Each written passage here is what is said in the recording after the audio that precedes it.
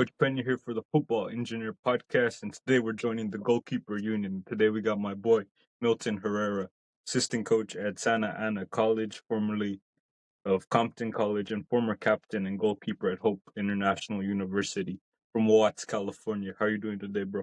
I'm good, man. I'm excited, trying to see how this goes. It's kind of a new experience for me, but I'm excited and ready for it. Let's get straight into it. Let's kind of start with your playing career, bro. You spent a few seasons at Hope International. When you played there, what was a day in the life? So we used to always train at 7 in the morning, but my roommate at the time, who's actually a very good friend of mine still, we used to ride the van in the morning because we never Okay. we would practice at Great Park because our school didn't have a field. So we used to drive all the way to Great Park. Our practice always started at 7. So one of the things we always had as a rule, not a rule, but a standard that we set for ourselves as a team is showing up 15 minutes early. So we would leave the dorm around 6:15 ish and go to that. And then we would finish practice around 8:45, 9, depending on the day, because on Thursdays we would have chapel. So if we had chapel on Thursday, we would finish a little bit earlier. But from there we would drive back to school, and then we would go get breakfast at the caf, and then we have classes, and then we just spend the rest of the day doing what we had to do. I myself would go to the weight room after classes and then just do homework.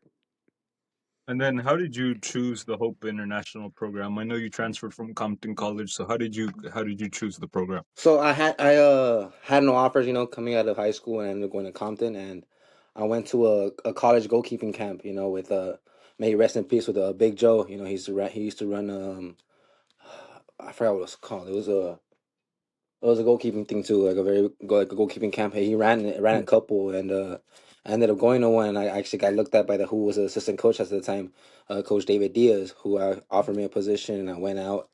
He liked what he saw from me, and I ended up going to Hope. But I didn't go right away because that's when COVID had hit, and then I went to go play in Brazil. But I Okay. ended up texting Coach Joe, who was the coach at the time.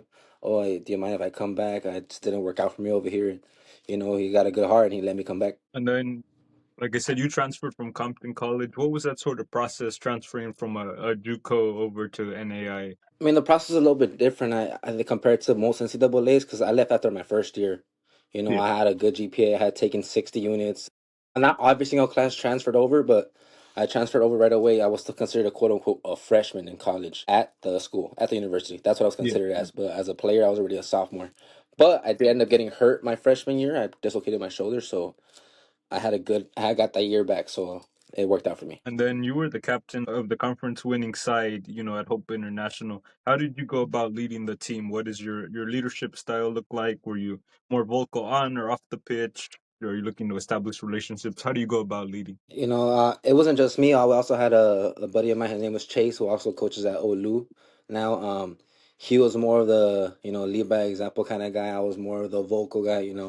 I was always very communicative with others. I've always very like getting on guys. If you could think of it was a good cup bad cup kind of pairing. You know what I mean? Yeah, But yeah. yeah, I was more the vocal kind of guy. And then what was your toughest moment as a college athlete? To be honest, it was just understanding that it was my final year at Hope. I went from being the starter, being the main guy, to, losing my position to somebody that was on. Truth be told, and I look back at it now, he was way better than me. You know, guy can do it all. Shout out Berlin. He can do it all, man. That guy was so good. I think the toughest thing for me was sitting back and understanding, like, yeah, like I lost it. I should stop feeling entitled. I should stop feeling this way. I lost my position, and now I just got to support from the background, which was kind of difficult for me. But towards the end of the season, I ended up, accepting the role, and we went back to back. So that's a very important thing. So you very much reflected and were able to put the team's needs in front of your ego and what you were doing. Yeah, I mean that's what it's all about. At the end of the day, not one player is bigger than the team, no matter where you're at. And then it was hard for me to accept that because, like, I mean, I was a captain, I was the main guy, and I just didn't want to accept it. And the moment I learned to accept it, everything just became fluid. And then what was key in your development on your journey on the come up that led to your success and being able to play keeper at the college level? I would just say it's my work rate and just believing in myself because I mean I had nothing. I was always chosen second. I had the opportunity and the blessings to go to Europe to go play in tournaments, but I was never the main guy. You know, Even like in club, I was never really the main guy when we had two keepers. I was never chosen for big moments, so it was just about me. Like, I got to prove myself right. It was never about doing it for anybody else, and just my work rate as well. I always put in 2-3 sessions a day, especially when COVID hit. I worked every single day, did extra training. I did a lot, and it helped me out. It helped me learn to work for things. I've learned to earn things, not be given things. Then how did that opportunity, I know you mentioned there that you went to play in Brazil. How did that opportunity come about, and what were the standards like there compared to here stateside? Yeah, so I used to train in a goalkeeping group. It was called La Fortaleza Goalkeeping Academy. It was my old coach Paco, my old coach Flaco. Coach Flaco, he played in Mexico, played for Toluca. He never made it to the first team, but he was in the U20s, if I remember correctly. And he just said he had to connect, and the connect was looking for anybody or any keeper to go to play overseas in Brazil. And I was like, well, it's COVID, so I'm not really gonna play. I hope right now. The season's kind of non-existent, not gonna count. So I said, yeah, I'll just go. And I went over there, and I'm not gonna lie, I struggled the first month. The level, the pace was too fast for me. It was everything was just faster than what I had seen and I had dealt with. So I had to learn, and it took time. And one of the things I learned over there is like everybody's good. Like Yeah, even the worst player on that side is better than most of the guys here. And that's the yeah. thing. Like over there, it's a religion, especially in like a country like Brazil. It's a religion. You're not over here playing soccer, just to as an extracurricular. No, no, it's a religion. It's either you make it over there, or you don't. I think that's the biggest thing here is the mentality side of it compared to what it is here. Then, like I said, that definitely shaped you as a player. But how did that sort of shape you as a coach? How did your playing career shape you as a coach today? I mean, being a goalkeeper, I was always able to read the game and understand. I've developed over time to the point where instead of me just yelling, it turned to instruction and reading the game. One of my goalkeeping coaches, his name is Coach Mike. He actually told me something one day back in my Hope days that actually stuck with me to this day. He said, being a goalkeeper is more mentally fatiguing than it is physically because you have to be in constant thinking and constant reading the game. Like, okay, if the ball shifts over here, I need this guy to tuck in from me here. If not, we're going to get exposed here. So learning that process has taught me, especially when it comes to coaching, like, okay, now I got to make these adjustments. That's how they're playing. Now I have to tell my boys we have to do it like this. And it's now like, okay, what do we work on training based off how we played in the game? Okay, now look who our opponent is. We play every single team twice. I know how they play. Right now, let's work on this, which was effective for us. So it's about reflecting and reading the game much more. That's what I think playing wise towards me, at least in my playing career, helped me in my coaching career. Then when did you sort of know that you wanted to be a coach? When was that moment where you were like, you know what, after my playing career or even while I'm playing, that I want to go be a coach? To be honest, it was very, very early. Like even when I was in high school, I always saw myself like giving back to the game no matter what. I was always like, I'm gonna keep trying to play soccer as high as I can go, as long as I can go. But no matter what, I do want to give back and coach because I know through my experiences, especially everything I learned everything about myself. I help especially with my boy Baldy from BP6. Like he's helped me a lot understanding how the pro game works, how I understand how all that works. But now that I have these experiences, like I want to give back to others, and that was the most important thing growing up was giving back to the younger guys, giving back to kids who don't come from nothing. I mean, I came from nothing, so if my experiences can help them achieve better than what I did, then I've done my part. And I think that's the most important thing. Like especially when I was younger, understanding that that's why I wanted to be a coach. Yeah, just trying to be like that mentor for the young ones on the come up, right? And then how would you Yeah, describe exactly. your and then how would you describe your coaching style? The coaching style, like well, like how I play, or just like how I am in general towards them. Just tell us kind of your sort of mentality as a coachee and how you go about it, and then we'll kind of dive into maybe what a typical keeping session looks like for you when you're a keeper coach. Okay, well, my style as like my 11s coach, like when I did what I was at varsity for Cypress High School, I was very, very how I was when I played, very like on guys, yelling at guys, getting on guys, expecting and having a high expectation. I was never someone that was, how can I put it, too nice in a way, right? I Okay. have a certain standard and demand that I want from them, and I'm never gonna ask them to do something I was never able to do myself or can do myself. And then when it Yeah. comes to like the game and all that, I was more of like, let's be possessive. Let's keep the ball. I don't like going too direct. It's transitional. Like I hate that style of soccer. It is a style, and even the Yeah. defensive side, the haram ball, as the people like to call it, right? That's a style. But I mean, I've never liked it. But that doesn't mean we can't play it. Like our last recent CIF game that we lost, we had to play haram. You know what I mean? We had to play a haram ball because of how the surface was, because of how the conditions of the field were, because of how the conditions of the whole being there. So windy, it was unplayable. But I mean, again, as a coach, at least I'm learning, you have to adjust as every game goes. There's not one perfect way of playing. At least that's what I'm trying to realize and learn from it. And as a goalkeeping coach, like right, I've had different styles. Right, I grew up two different ways. I grew up a very intense diving. I also learned from another coach, Coach Jeff. He was another keeper trainer too that helped me out a lot. He was very more positionally, more like game and life shots that helped me out a lot. And then with Coach Mike, who's a mix of both. So I think through all the coaches that I've learned, my style has turned into like one, you have to be good on the ball. And now the modern day game, you have to be good on the ball. You have to be Yeah, good in distribution. So I work on a lot of that prior to like the main topic of the session. I always want to do a lot of footwork, a lot of touches, a lot of distribution. And then we go into, depending on the topic is, for example, let's say the topic is shot stopping. I'll yeah. start with a small warm up, getting your body acclimated and activated to the understanding like, okay, your body's going to be doing a lot of diving. So instead of just going quick, let's adjust the body, reposition it, reset, make a save, and then we go to the goal. I think that's the best way I can like describe how one of my sessions can be. And then, what's the key to building a winning culture, in your opinion? It's the little details. The little details matter more Yeah, than anything else. It's about showing up on time. It's about something simple as like lining up your backpack, or something simple as like, how can I put it? Being a team rather than just, oh, I'm the star. Let me give everything. No, it's not about who the star is. It's about being a unit, and I think that's what you know comes with success over time. Playing with an actual team, not just individual players. Yeah, like I think that's why you can see why Real Madrid is struggling right now, too individually. They're too yeah, individualistic. And you look at Barca, who's yes, they've had their up and downs, but they're more of a team, right? I'm a Madrid fan, but I'm just calling it from the soccer perspective. That's what it is. yeah. And then, you worked in the youth game, you're now working in the college game. What's a mistake you typically see keepers making? From the youth game to the college game, Yeah, a lot of it is positioning and decision making, because anybody can make a save, right? You're in the college level because you can make saves. We understand that, right? But it's about, could you have held it there? Why did you decide to hold it? Why not step out and to cover the ball here? Why not come out and claim the ball? It's like so many different factors that go into it. Like decision making is so crucial. It's the same thing with someone and they're playing on the field. yeah. Like instead of me going short pass, why not go diagonal? Or why am I forcing it long when we can keep the ball when our team's going back and forth?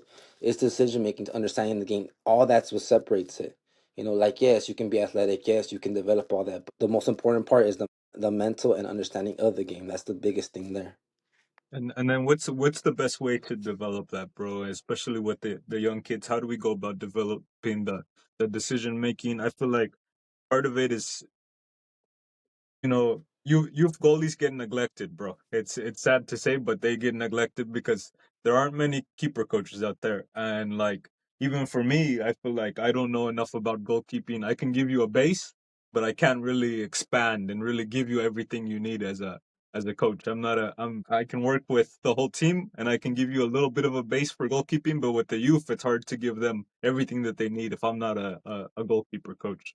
So how do we sort of develop that decision making and those sorts of things? I mean, at least from a personal perspective, I developed it over one having coaches that allowed me to make mistakes and then to Okay. asking me, okay, what did you see? Let's reflect on it. Like why did you see it like this? Why did you make this decision? I think that's the biggest thing, especially for me now, how I approach things too. Like even as like when I am a keeper coach, like I'm not forcing these kids and or yelling at them right away, like, hey, don't shouldn't do this. After the play's over, I'm asking, okay, why did you see this? All right, that's fine. I think you could have done it like this. Now Okay. I don't expect you to take 100% of my advice. That's not what I'm saying. But it's about like, okay, now let's think. Let's think now. Now let's reflect. And I think that's how you can help develop it, because at least that's what helped me develop it over time.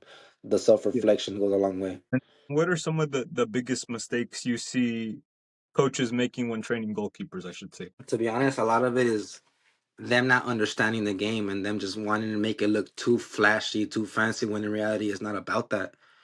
Yeah. You can't replicate the game. Replicating the game in training, it's impossible. You can never do it. But what you can do is replicate scenarios that are possible in the game. Yeah. And most young keeper coaches don't train that. They just train the flair. They train the diving for it. They train the doing all that, right?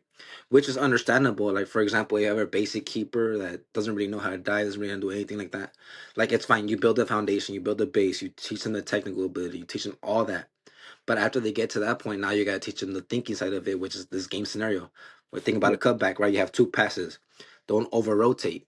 You have to check your post. Like little things like that, little details that they don't pay attention to or say because they're so fixated on making it look too good. When in reality, it's not about that. It's about developing the player. So that's actually really great advice there. And for young goalkeepers who are going to watch this or listen, what are some habits or training routines that they should be doing outside of their team training that maybe they can do at home or that they should just do every day? And when it comes to goalkeeping, is like, yes, get the extra working with the bunch of keeper coaches. Like, that's a one thing for sure.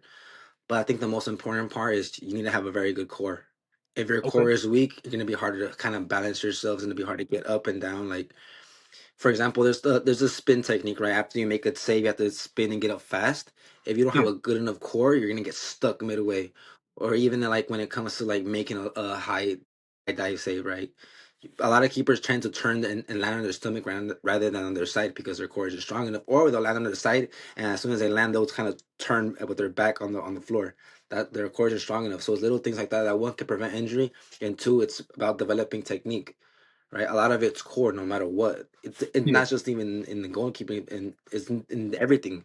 As Yeah. a player, you need a good core to have rotational work, like little things like that. Yeah. So you So would at home, I recommend would doing. say just they have to develop the core work. I recommend the core work if that's the most important part. Yeah, that's great advice. I think one of the things to really like increase balance and things of that nature is core, and definitely like even on the field being able to hold off players and stuff is very much core related. And then keeping is one of the most probably mentally gruesome positions probably in all of sports actually. So how do you build confidence in goalkeepers, especially after mistakes or goals are scored? One of the things that at least has helped me, right? Like no matter what, it's your fault. You can have 10 saves and the level one goes in, you lose 1-0, it's your fault. Yeah. So once you have that understanding, like no matter what, it's my fault. Okay, it is what it is. Just shrug it off. It's always the next play. The thing is too, like as a goalkeeper, you're gonna be the one that one gets blamed for everything. So two is like players on the field don't understand what it is to be in that position. Yeah. So whenever you feel like players are attacking you in a way, it's like at the end of the day, like you don't know what it's like being in this position.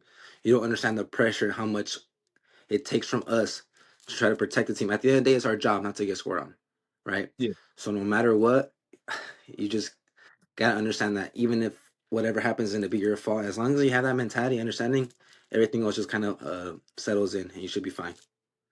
At least that's what's helped me. And then I'm gonna give you a scenario, right? So you're in goal, a striker breaks through on a 1v1. As a goalkeeper, what are you reading in that moment? What tells you when to sort of hold your ground or to close the space or when to commit to coming out or and things like that? It depends on their touches. So, for example, Okay. if their first touches goes a little too heavy away from their foot, it gives you enough time to go and close them off. But as Okay. soon as they get closer to the ball, you have to set. Because if you're not Yeah. setting, you're still trying to run to at it. It makes it so much easier for them to just finish. Because you're not set, you're not be able to react. So if their foot is closer to the ball, you have to set. If it's a big touch, you have to just go out and close off as much space as possible.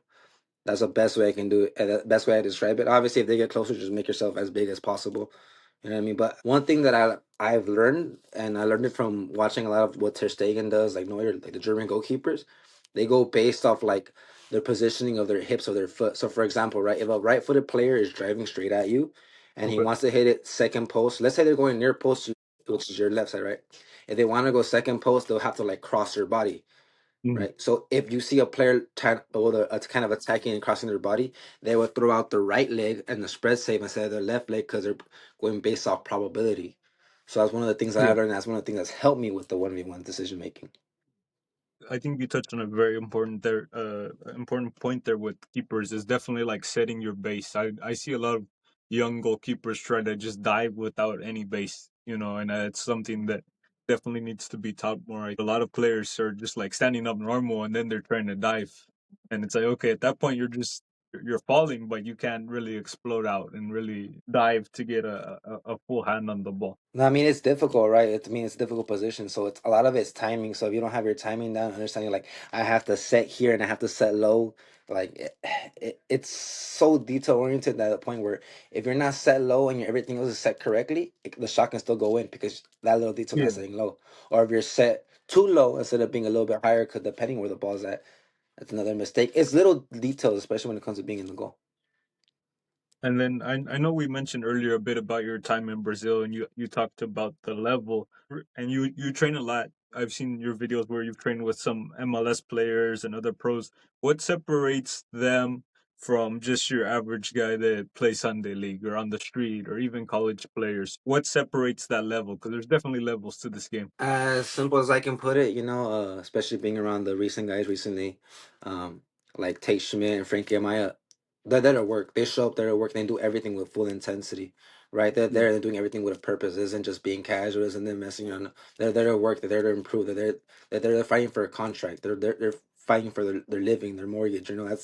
Those are things that players who aren't at that level understand. That's not what it is. Like they're kind of like, oh, they just play for fun. Like, yes, you're playing for fun, but like when you're in that atmosphere, like it's a job. This is your yeah. livelihood. You're doing it with everything. So they go up and they show up with a purpose, isn't them messing around and they're there to work. And I think that's the biggest thing that separates a lot of like what a college guy is and what a pro is, because it's a big jump. It truly is. You can see some very very good college players will never compete to what a pro is, just because of how they carry themselves, how their first touch, decision making, how fast they are on the ball. It's little things like that that truly makes a difference. Yeah, I know. I know. Definitely, if you ever get a chance, like if you haven't, definitely go watch a pro game. Like if you sit and you watch a pro game, you just see, or even their training sessions, man, you just see a different level of intensity and focus and mentality. Like everything is super sharp. But 90% of the time, it's gonna be either perfect or close to perfect, and that's just a level that takes discipline that most people don't have, and that's what really separates them from just your average player. The thing is too, like the game is faster than what people think. When you're Yeah, in that scenario in that moment, like it's so fast. The players just make it look slow, but it's honestly very very fast. They move everything in two touch, one touch. Like it's so fast. Because even like when you try to see how the college game is, like the top D1 level, they just run their athletes. The pro level, you have guys who aren't even fast. Prime example, Busquets. Another example, Pirlo. Weren't fast, yeah. but they were magicians on the ball. Just look how smart they were. It's about IQ rather than it is athletic ability to an extent, obviously. But I mean, that's a big factor when it comes to the pro level. Yeah, I always think like there's a video of in preseason, I think it's Aston Villa with Yuri Tillmans. He has on a camera or the ref cam, and he receives the ball, and within like a second, there's three players around him, and he just kind of plays one touch, flicks it around the corner, and keeps moving. And but you don't see watching on TV how quick it is. The camera kind of, I wouldn't say slows it down, but you don't get that same experience. Whereas you see like the camera on the field and you're like, man, this happened like instantly. So there's definitely like, we talk a lot about, speed of play, but the speed of play at a high level is insane. No, yeah, I agree, man. Like it's even then, like that player you're talking about, by Tielemans, right? Like, yes, he flicked it off and had with three guys on him. Yeah, he got it out with one touch. But that's not an easy thing to do as well, because he's already thinking ahead of like, okay, I have this guy in front of me, but if he closes off, now I have to move here. But now if he closes off, okay, now what's my next option? They're thinking Yeah. two, three, four steps ahead, which is very, very difficult to do, because now you're reading the game as you're playing. That's one of the most difficult things to do. That's why IQ is very, very important when it comes to the next level. And then what made you fall in love with the game, bro? You know, I kind of like growing up. I played different sports. I played t-ball. I played a little bit of that. I played basketball. But when it came to soccer, I think that's the way I bonded with my dad. He kind of put me Yeah. onto the game, watched it with him every single weekend, and kind of like, I think that's my way of showing like my bond with him. And as I did it by myself over time, I fell in love with the whole process. I fell in love with the journey. It's not about the destination. It's what you fall in love with. It's the journey that matters more than anything else. And I think through the journey, like I fall in love with it. I do this every single day, and I don't complain about it. I don't complain Yeah. about being in soccer every single day. If anything, I'm grateful because I could be injured at any moment, and I'm over here still doing it. And it's all God's will. And you're a young coach. What advice would you have for a fellow young coach? Don't think you know it all. I mean, no matter what, we're still learning. The game develops every single day, every single year. There's always something new to learn, and it isn't about like, okay, I've done this here, I was this as a player. It changes because now it's about, can you manage kids? Can you manage a team? Can you understand what's going on with the opposing team and help the kids understand what's going on with the opposing team so you can help the kids be efficient when it comes to playing? It's not about knowing everything. It's about being open minded, understanding that there's different ways to do things and there's different ways to learn. So it's not about, like I said, Don't know everything. Be a sponge and be ready to learn. Yeah, I think you definitely have to be open minded, man, because you never know. Somebody may create something tomorrow, and you miss out on it. It may be the next big thing, and if you're not open minded to it, could be something that you use to change people's lives or change the way you train or elevate your team. And if you're not open to it, you miss out on it. Yeah, exactly. And then I know faith is a big part of your life. From your page, your page, Millie Lifts and Talks, and it's one of our core values here at the Football Engineer. But how has faith shaped the way you approach coaching in life, bro? No, I'd be lying to you. I said I was perfect with it because I'm not. I struggled with that relationship for the past couple years of my life. Now that I've been involved with it, everything, reading the Bible, all of those messages Yeah, relate to what we do every single day. And I think that's the most important part. It helps us relate to it. It helps us understand how to deal with others, understand people, understand everything. And having my faith and growing it as I grow as a person, I don't even truly know everything. I'm not going to, but I'm working on it and learning on it. So if through faith I know I'm becoming a better person, and that me becoming a better person, I know for a fact I can be a better person for the kids when I coach them, yeah, for other people when I coach them as well. I think that's the most important part with anything. Anything is possible through the strength of the and will of God. You know what I mean? So through Him, nothing's inevitable, and with Him, I'm gonna be able to do anything. And I think having that faith when it comes to the kids, understanding that they'll understand too that no matter what adversity, no matter what's going on, they can still get anything done. Anything truly is possible, but you're not gonna do it without God's will. yeah, definitely. And then you come from Wattsboro, which can be a very difficult environment to make it out. For young players coming from other difficult environments, what message would you give them about belief, discipline, and purpose? You're not a product of your environment. There it goes. You can go to the nurture versus nature debate, right? But you're honestly not a product of your environment. No matter what goes on, if you truly want to get out, and use the strength of God, man, anything's possible to get out. And I look at like younger kids that have the same struggles that I had and I can relate to. Like it's not an easy journey. It's not an easy process because it's so easy to fall back into the bad things, so easy. But once you learn that, well, not learn, but once you finally see like there's finally a way out, it's the true hunger that gets you out because you can see it, you can taste it, you can touch it, right? But you don't really want to get out. You're gonna stay in the same side. So again, if you're not a product of your environment, no matter what, just keep fighting every single day and take it day by day. Every day is a new day.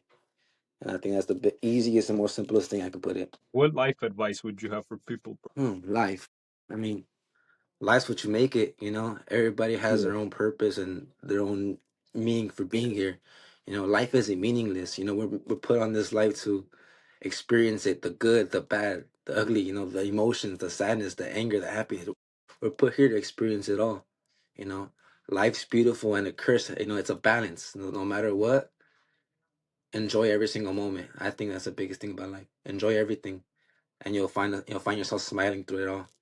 And once you learn to smile through it all, life's great. Yeah, that's some great life advice there, bro. I got some. We're gonna kind of transition into a bit of a fun segment here. I got some all-time great goalkeepers for you, and I want you to choose between the. So we got Iker Casillas or Buffon, But that's a little hard, because those are my two favorite all time. I would honestly say Buffon. And I'm a Real Madrid fan, but I would say Buffon. But those are my two favorite all time. and then Oblak or De Gea. What year, or just in general? Let's do like prime De Gea. So like what around 2016, 2017, and maybe Oblak's prime was, let's see, maybe around, I'd say probably around the same time when they made it to the Champions League final, maybe a little before that. I would only say De Gea, and this is why I would say De Gea, because every single time Cristiano went up against Oblak, he always scored a hat trick on him. That's why. Yeah, and then we're gonna do some Chelsea legends here, Courtois or Czech, Peter check. and then we'll do kind of That's a an new, easier Peter check, but yeah. Then we'll kind of do a new school versus old school here, Manuel Neuer or Peter Schmeichel. I never saw Schmeichel, but I had seen Neuer in his prime. Neuer kind of refined the game with the sweeper keeper. So now most kids, especially I grew up, you got to be good with your feet and being good at off your line. So Neuer refined it. So I would say Neuer. And then Keylor Navas or Alisson. Killer Navas. You're one of the three people Real Madrid. Come on. And then I got some quick fire questions so we can get to know you a little bit better. Who's your favorite player of all time? Cristiano Ronaldo. And then if you have one that's maybe different, who's your footballing idol or your inspiration? Memo Ochoa. Memo Ochoa.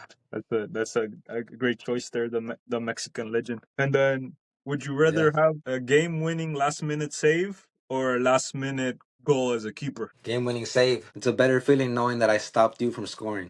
Over say going up on the corner and scoring the winning goal. I'd rather make the save. Like I would love to go for a corner and score a goal, but I would love the save means so much more to me. And then what's your favorite genre of music? To be honest, I kind of listen to pretty much everything, but I would say a lot of it is I like a lot of R&B more than anything. You know, Okay. something nothing too crazy, but just something that I can jam about every single day and not have any complaints. More like old school R&B or new school? Yeah, old school, old school, old school. I mean, I grew up in the early 2000s, you know, so all Yeah. that kind of music. And then who's your like go-to pregame artist or favorite artist? So here's a funny thing, right? So most people don't know this, right? Me and my buddy Leo, when we won our first ever championship, that Yeah. whole season, we either listened to Big Time Rush, Justin Bieber, or Tory Lanez before the games, and they always pump those up. I don't know why, but hey, it worked. Nothing but bangers, man. And then what's your favorite jersey of all time or kit if you have one? It's the Memo Ochoa one, the when he played for America, the white and blue one, where Yeah. it's like white and like it has a little triangle and it's blue. I remember Yeah. correctly. Like it's blue and white. And then who do you think's winning this upcoming World Cup? All right, who I want to win? You know, I want Ronaldo to lift the trophy, right? That's the reality. Yeah, yeah. But who I think is gonna win? I think Spain's gonna take it. Spain's too good. Yeah, Spain's got probably the most well balanced squad right now. They're like France from a few years ago, man. They just stacked everywhere. But France may have a chance in this one too. The Yeah. thing is, I feel like for me, France is too defensive. No, Spain just is really balanced in attack and defense and everything. And I can see that. I can see France being another threat too, but nah, I don't think anybody's really beating Spain, to be honest. Well, that's all the questions I have for you. Do you have any last closing words or thoughts for the people at home? Nothing's possible without the will of God. So no matter what you do in your life, carry God through it, and you're gonna find success, no matter what. Yeah, those are great words there, bro. Well, thank you for your time, bro. I appreciate you, giving me some of your time to hop on here and chat with me and share some wisdom about goalkeeping and the Lord, man. And I'm just grateful for you. I appreciate the opportunity, appreciate the time, man. It was truly a pleasure. All right, man. Well, that's it for this episode. Till next time, Coach Pena.